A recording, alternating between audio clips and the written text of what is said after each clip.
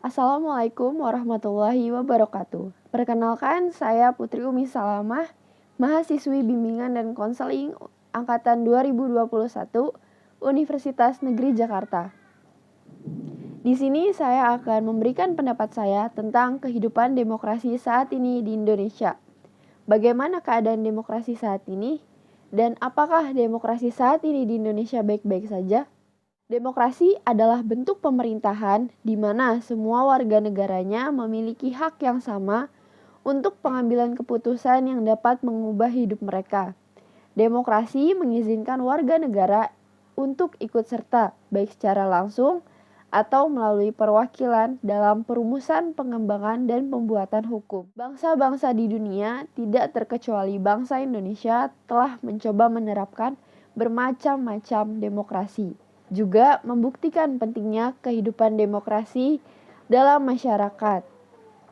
Berbagai macam pro dan kontra terkait pemerintahan Indonesia terus terjadi hingga saat ini. Demokrasi yang saat ini dipahami di Indonesia merupakan bagian dari pengaruh konsep demokrasi modern.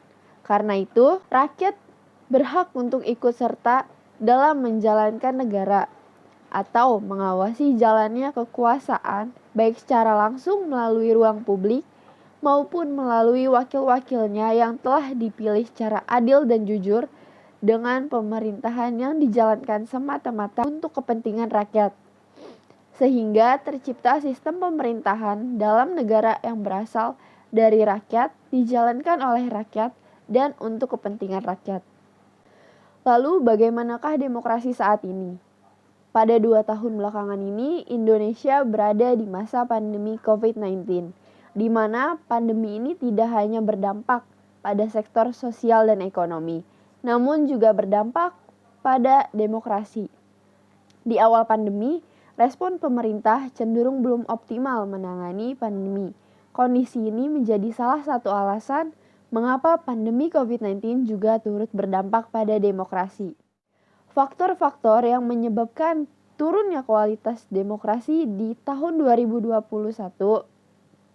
dan 2022 ini dapat dilihat dari pembatasan sosial yang dibuat pemerintah untuk masyarakat atas nama keamanan dan kesehatan, yang memicu asumsi banyak orang bahwa pemerintah ini berupaya memusatkan kekuasaan termasuk dalam pengambilan keputusan yang dapat digunakan untuk kepentingan politik. Kualitas demokrasi pada 2021 juga menurun dibandingkan 2019 berdasarkan data Indeks Demokrasi Badan Pusat Statistik. Penurunan demokrasi ini merupakan fenomena global yang dalam 15 tahun terakhir ini bukan hanya terjadi di Indonesia, namun juga terjadi di beberapa negara seperti di Amerika dan juga Pakistan.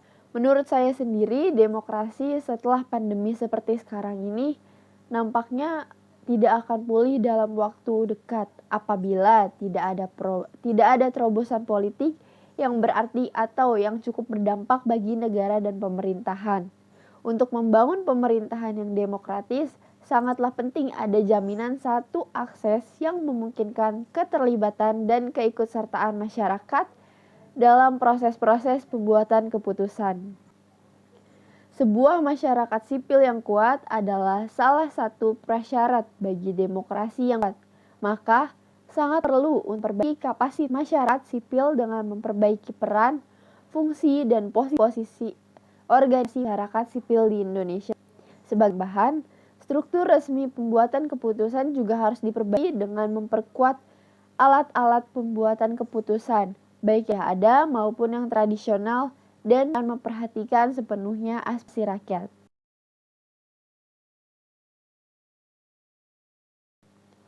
Sekian pemaparan pendapat saya tentang demokrasi. Wassalamualaikum warahmatullahi wabarakatuh.